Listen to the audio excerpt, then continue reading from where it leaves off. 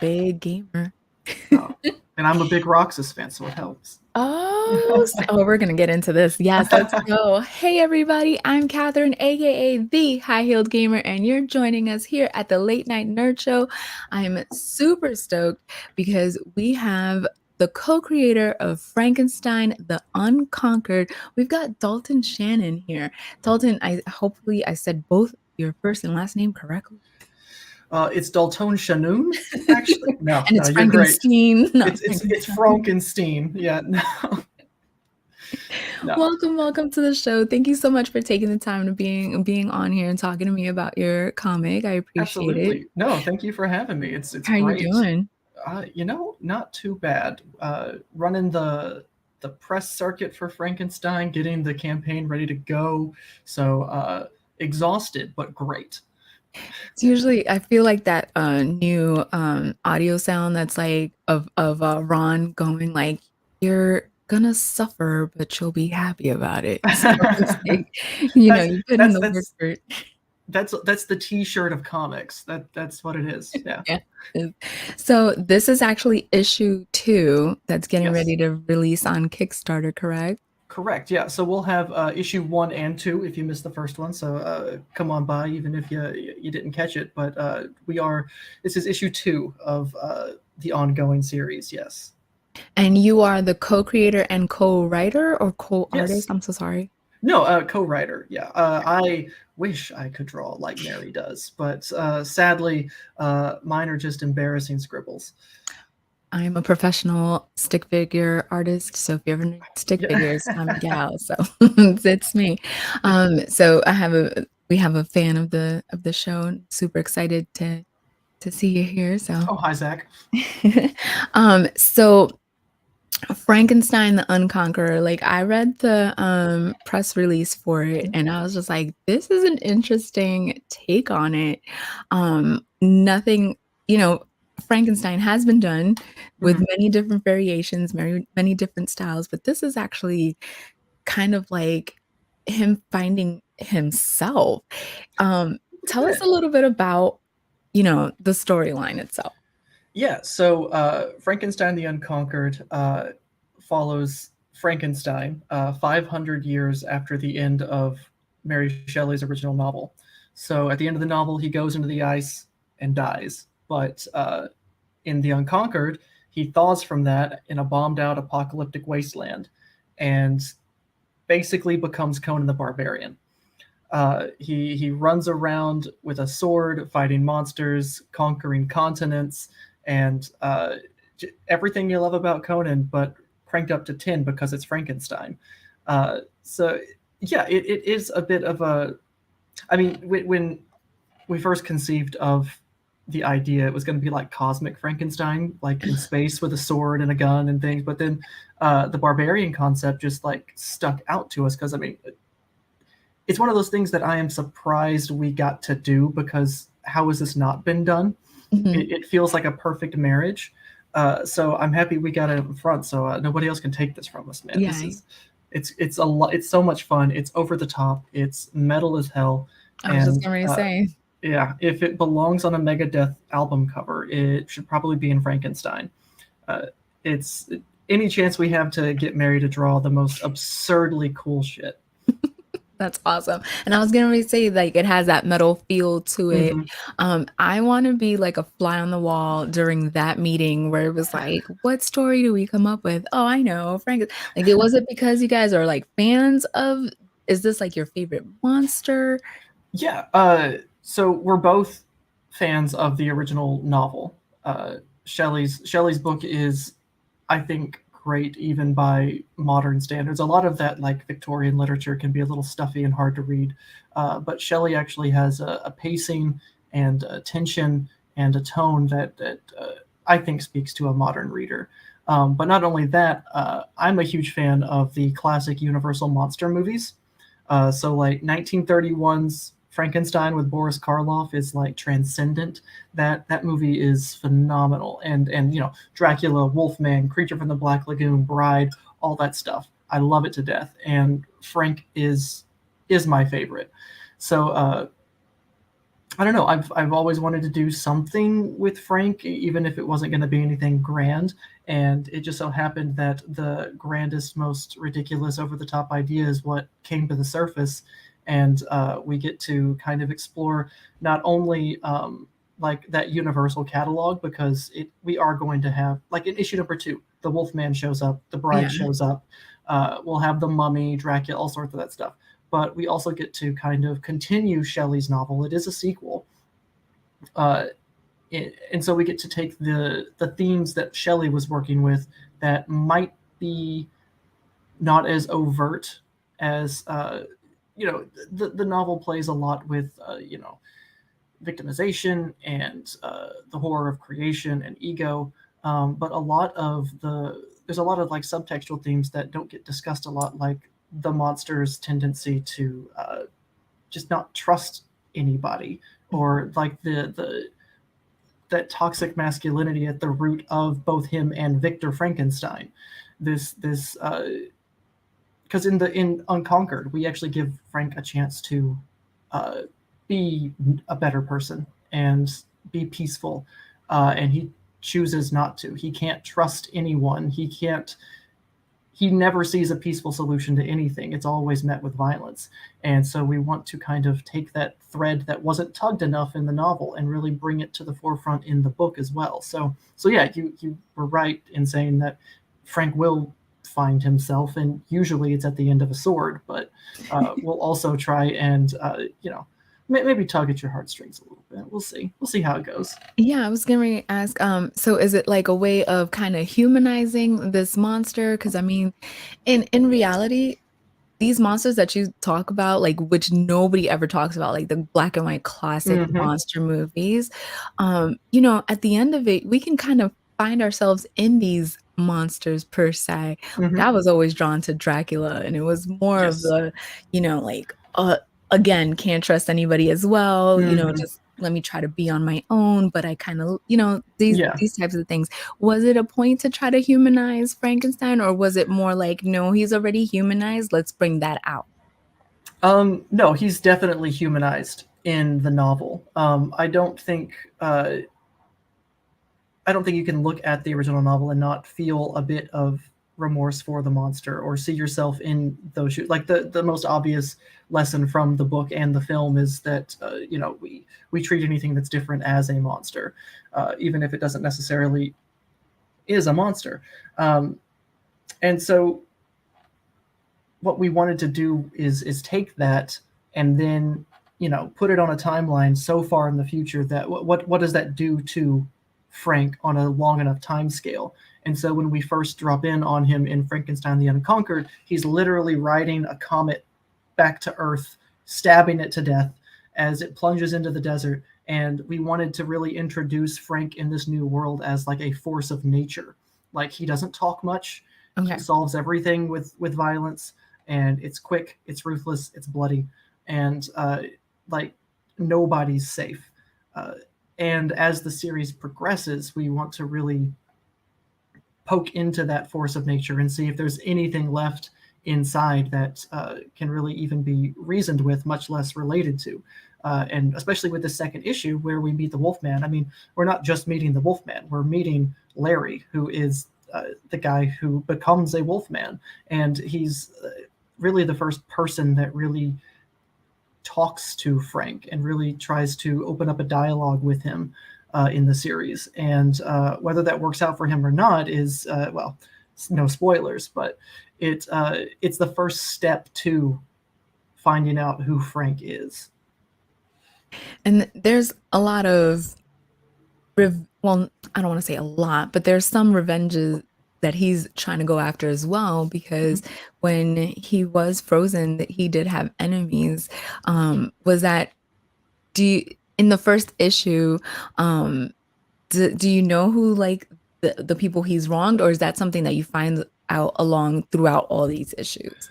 Yeah, so Frank has wronged pretty much everybody who breathes. Like I said, he conquered continents. Like, where we pick up in the Unconquered in issue number 1, it's it's already been 200 years since Frank thawed from the ice, And in that time, he has cut a swath of destruction across the land. And that destruction has made so many enemies that they gathered together, chained him to a rocket, and shot him into space. And so our book opens with 30 years after that of him fighting his way through the stars to get back to Earth to seek revenge on the people who shot him into space. So the entire first arc of The Unconquered is him finding the people who shot him into space and getting his revenge. So yeah, that first arc is one big revenge quest, and the second arc has a bit of a revenge feel to it, but it's a lot more personal than this initial revenge quest. But it all started in like these little ash cans. This is where Frank first showed up. We actually like hand drew them, stapled them together, sold them at conventions, and we made like 4 or 5 of these little 8-pagers, and each one was him going up against like some monster or whatever. But there was like this through line of him like checking off a list essentially. And so when we had the opportunity to make this into an ongoing, we could really flesh that out and give each of those checks on the list a little bit of humanity, a little bit of relatability, and make it so that Frank's just not punching through a bunch of like cardboard Machiavellian villains, but real douchebags. So let's talk a little bit about you. Is this your first time writing comics? No, I've been doing comics since I was like 8. Oh wow. No, that's all I've ever wanted to do. There's no plan B. It's comics or bust. But I really started like making a concerted effort into comics about 5 or 6 years ago, where I teamed up with my co-writer Wells Thompson, and we formed 4Color, which is basically a creative brain trust between the two of us. And we would co-write, and then I would draw, and we made maybe like 15 or so of those ash cans. Oh wow. Across different genres like sci-fi, all ages, horror, action, and they're not very good. They're very rough, but I love the truth of it. No. Like my art, like this is me drawing. Like when you look at Mary's art and then you look at mine, you're like, oh, you poor thing. But then eventually somebody saw the merit of the writing in the ash cans, and we were actually able to make a horror anthology through Caliber Comics. So we actually have Descent into Dread through them, which has the Frank stories with a facelift, along with a ton of other horror stories that we did as ash cans. And then that's kind of, we just keep going up. We've got another Kickstarter series called Mechaton, which is an all ages like anime kind of book, and then we have Frankenstein. So it's constant comics all the time. Oh wow, that's awesome. Do you remember or you might, that one moment when you was like 8 years old and you were like, this is what I want to do? What was that moment? Was it a comic that you read and you was like, I want to write like this, or I can write like this? Well, like I was into comics. I was grabbing Spider-Man off the rack and reading it, and loving it. But it wasn't until I read Dave Pilkey's Captain Underpants novels. Wow. In Captain Underpants, the main characters are 8-year-old boys who make their own comics about a superhero.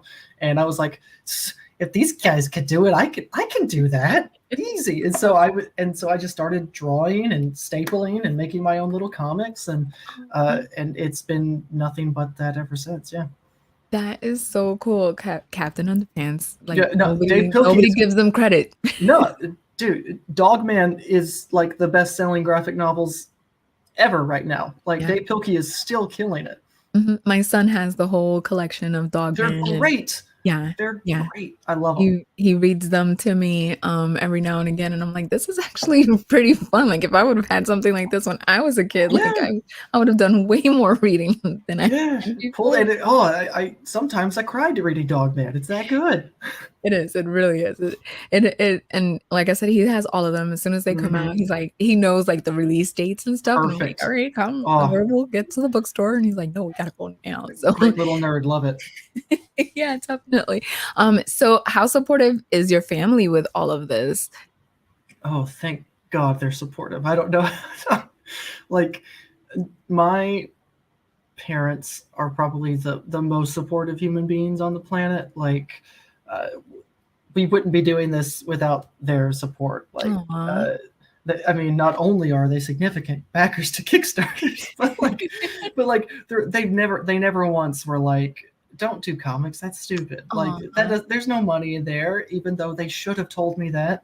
Like they they were like, we'll let the little idiot do what he wants to do, and we'll see what happens. And then I'm making comics about monsters tearing heads off, and my mother's like, oh, so this is what happens. Okay, maybe we made a mistake, but no, they've been great. Nothing That's but supportive.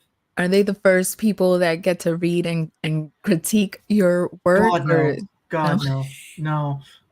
Well, one, you can't trust your mother to This is read your true. stuff objectively, Correct. and two, you got to save that for the first, like, when she opens her son's comic and sees like titties and just the True. look on her face, I think that I've abject horror, like I wouldn't trade that for anything. That's amazing. Oh my gosh, that's awesome. I'm glad that she's supportive, but also, like, next time do, like, a react Oh video yeah. to her opening it up and seeing, like, Hmm. tits and her going, She's like, Dalton. We're like, yeah, well, give it to grandma, she'll love it. "Give it to grandma, Christmas gifts." Yeah. That's awesome. But you said you also go to conventions. Do you go to the big ones? Do you stay local? uh, we have been getting bigger and bigger. When we first started doing the ash cans, we were going to nothing but local shows in Arkansas, like constantly. Uh, Basically every show that Arkansas has, we went to. You were there. And when it's Arkansas, they're not very big. So Arkansas has gotten bigger on the convention scale, but not until the last like 2 or 3 years. Uh, so we've been to big cons, like, but they don't really jive with us yet. We really like that sweet medium spot that's just above super local and just below mega con. Like, we Wells just went to the Arkansas Comic Con, which is probably the biggest con in Arkansas, but is super small compared to like Wizard World or Got Fan it. Expo, and that, like, we clean house at those all the time. Like, it's super popular there, and in the big shows, like, it's so hard to like even be noticed. We've been to a Fan Expo, we've been to a Wizard World, and they're not waste of time. Like they've always been beneficial. Descent into Dread wouldn't have happened if we hadn't gone to Wizard World with just 4 ash cans and a dream. Like, that's where we met our editor, and he was able Oh, to get us the anthology gig. But yeah, we haven't jived with those big ones just yet. Maybe if I'm writing Superman, we'll see. But Frankenstein is really great on that mid con scale. We love going to cons. God. It's I mean, it's work, but it's Yeah. nothing but fun at conventions. Meeting people, putting books in hands, like seeing people's eyes get big when you tell them the, like, Frankenstein meets Conan, and they're like, oh, that's cool. The Okay. sprinkle of metal in there. Yeah, yeah, yeah. Well, yeah. That's awesome though. Like when I read the concept, I was like, this is legit, like, different, you know? Like I said, Frankenstein has been done, and it's cool to have that spin on it. Mhm. Have you engulfed yourself in other Frankenstein stuff? I know you said he's your favorite monster, but I Mhm. didn't know if you were just like, no, it's Mary and that's it. Like that's who like who I mean, all respect to Mary, but Karloff's my Frankenstein.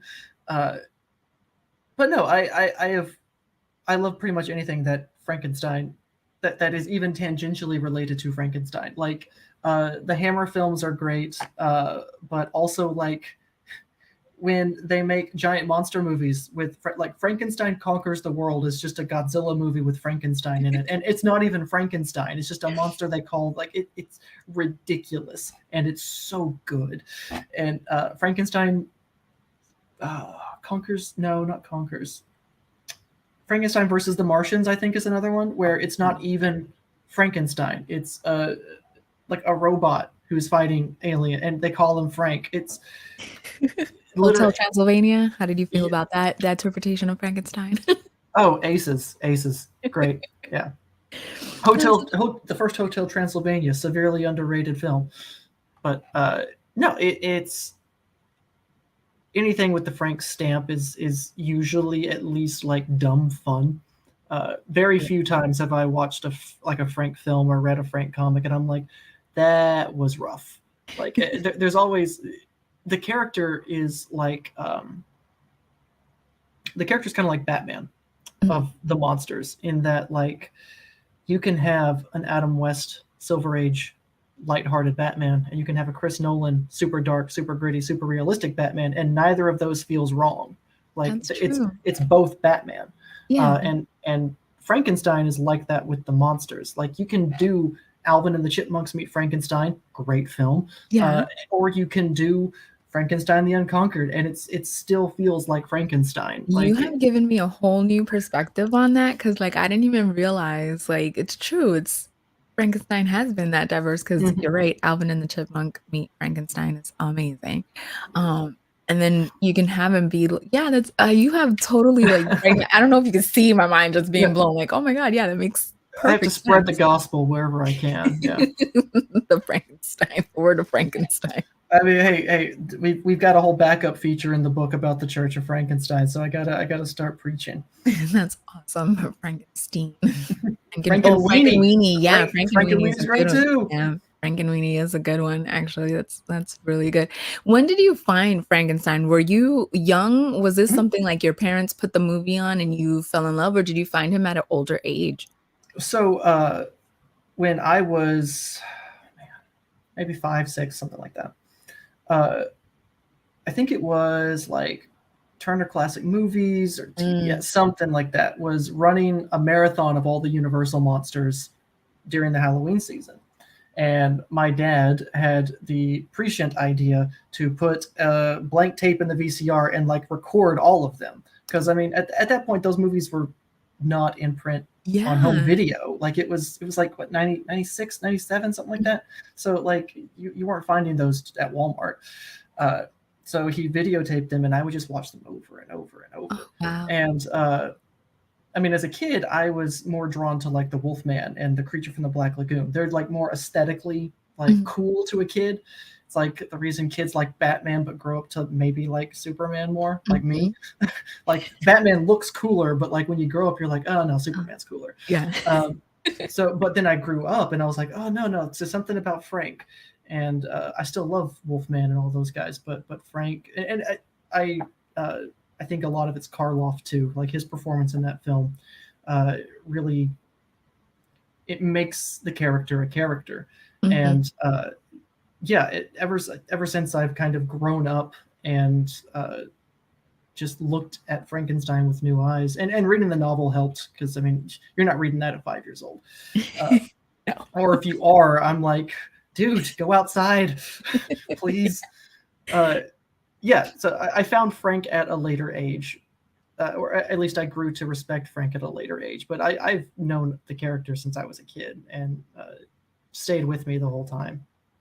It's amazing how an actor can make or break a character for you, you know what I mean? Because if it would have been like a cheesy rendition of it at that point in time, you might not have found him to be, you know, as cool or as relevant in your life as he was with this actor, you know? Yeah, I mean, even in the same series of films, like by the time you get to Ghost of Frankenstein, like Karloff's done. He did 3 movies and he was done. And so you get to Ghost of Frankenstein, and I love him to death, but Lon Chaney Jr. was the monster, and it is not the same.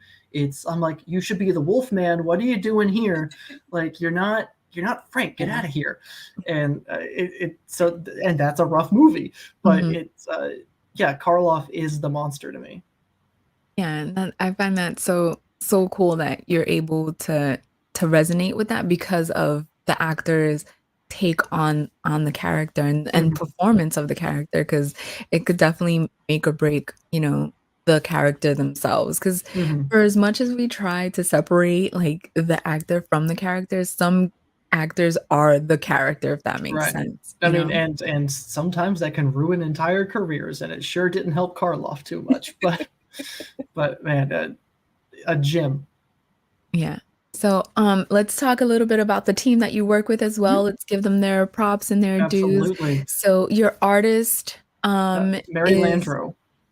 say Yeah, the name one more time? Mary Landrow. She is a young Canadian artist, super, oh, so talented. She's got a very like cross-hatched, heavy lines, like super. Like it's just a heavy art style. She's worked with Todd McFarlane on Spawn stuff. Like she she's way too good for us, and I'm so glad we suckered her into this. Uh, but no, that her pages make the book, and Dahlia's like almost ditone color palette in the pages makes the lines pop even more. Like we've thought about doing like black and white editions because of Mary's inks are so distinct, uh, but then we see Dahlia's colors on top, and we're like, oh, we can't do this black and white. It has to be color, and it's. And then Nathan Kemp's letters. We've worked with Nathan on Mechaton as well. Okay. Such a diverse, talented letterer. Like if you look at those two books, uh, you wouldn't know it was the same letterer. Like the way he does bubbles and plays, it's great. And then Heather Vaughn does our main covers, which I'm convinced Frank would not be as successful as it is without Heather's covers because they're so Oh, like almost this abstract, got a pulpy vibe to them. They draw the eye, and people just stop by the table as soon as they see that cover. Like it's so good.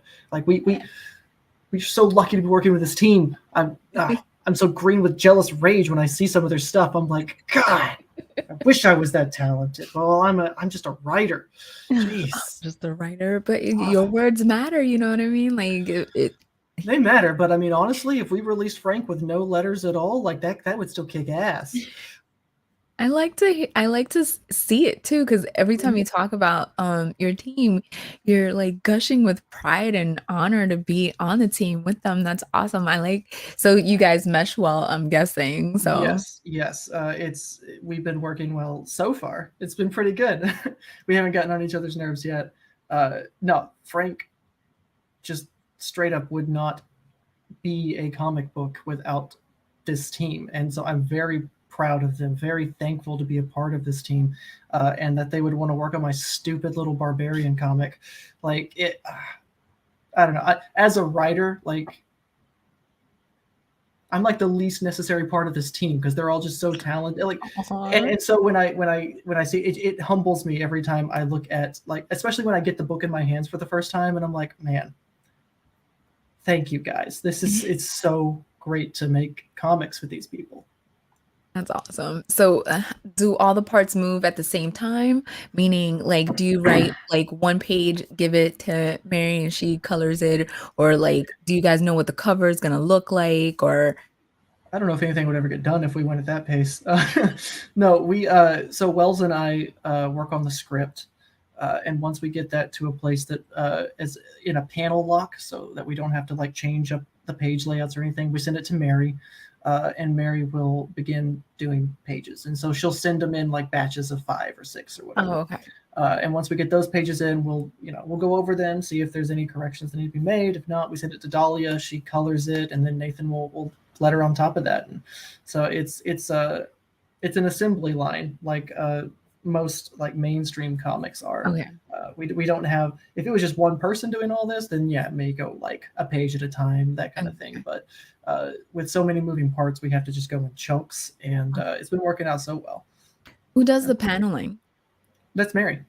Oh, okay, okay, So the script will call for like this has so many panels on a page, and then we'll be like, here's what's happening in there. But we always kind of okay, defer to Mary because like all we're doing is like spitting up like shadow people on a wall, because there's not really a definitive thing in there. We can kind of give direction, and we're like, here's what should be happening on this page at this time.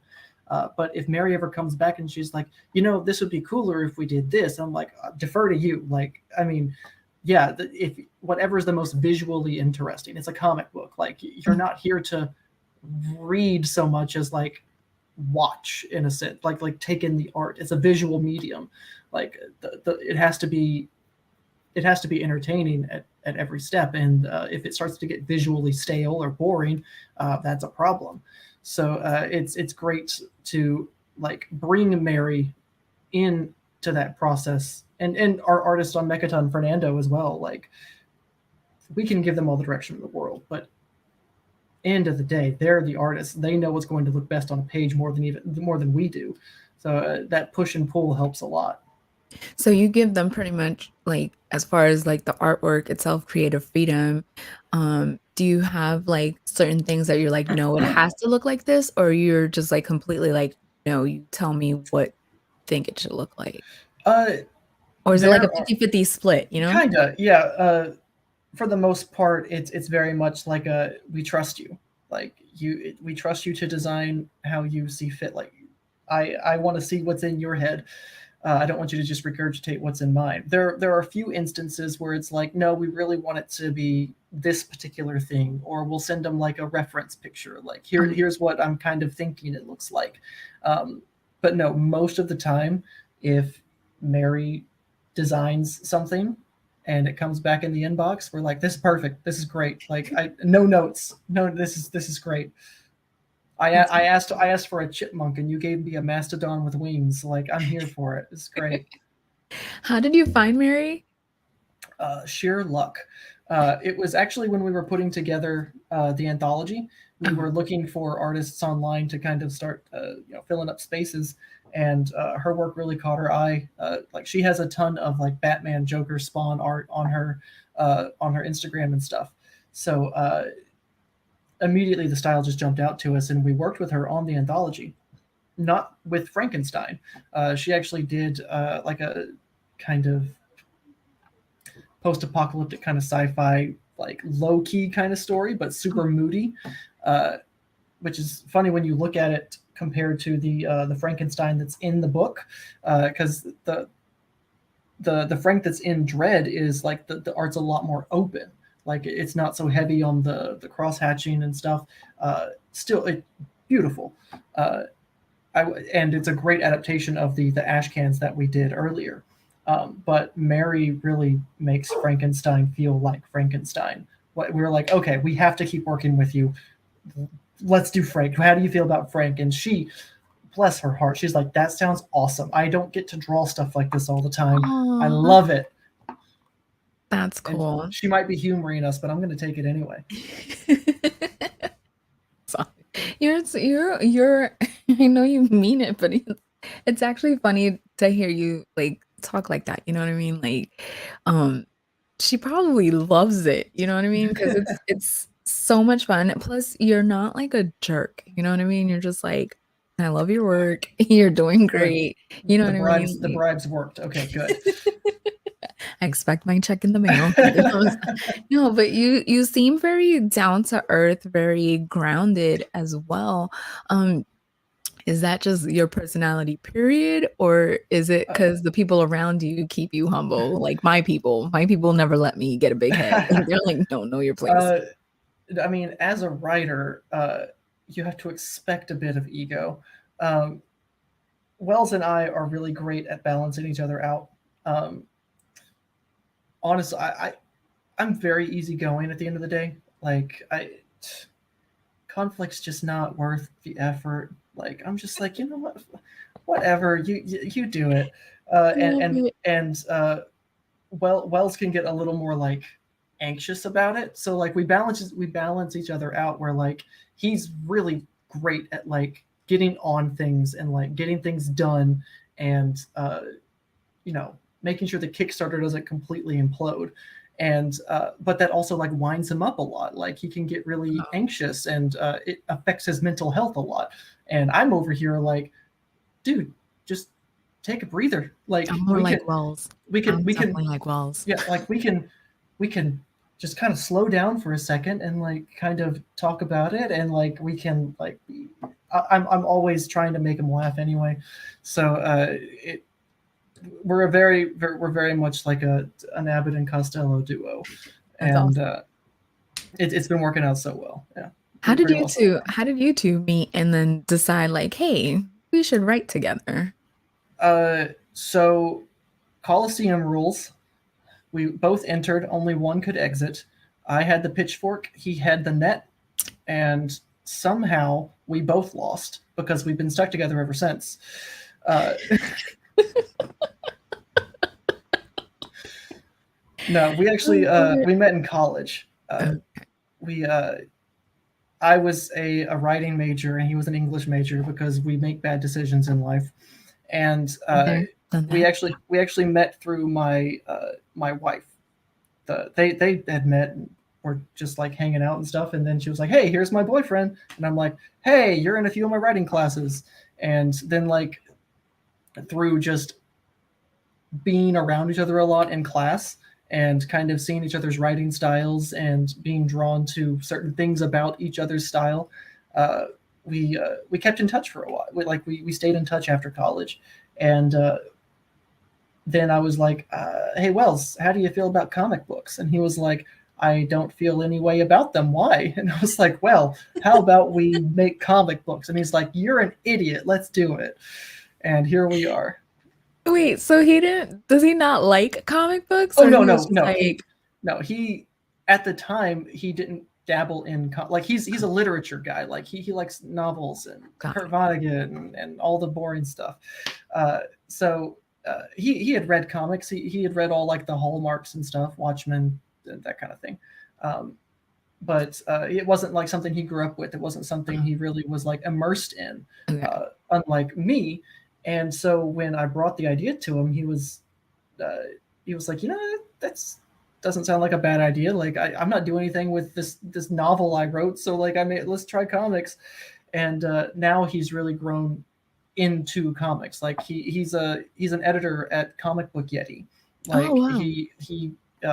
he lives and breathes the indie comic community now. Like he's in it now, and it's great because like he's able to navigate that space a lot more than I can because it's people are scary, you know.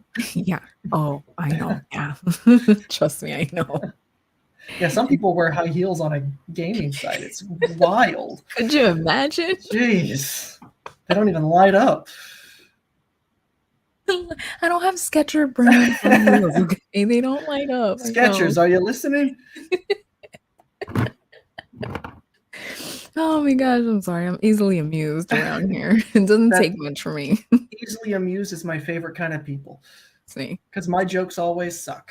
Oh no, I've quite enjoyed them. I'm like, I need puns, dad jokes. I'm Mm. here for all the cheesy stuff. I Oh, then love. you got to go read our other book, Mechaton. It's full of puns. Oh my God, then done. Absolutely done, 100%. Um, well, Dalton, unfortunately, we've come to the end of the podcast. Oh no. Yeah, I know. I'm sad. No more jokes for me. I'm gonna go cry Oh, into a cup, then drink my tears of sadness.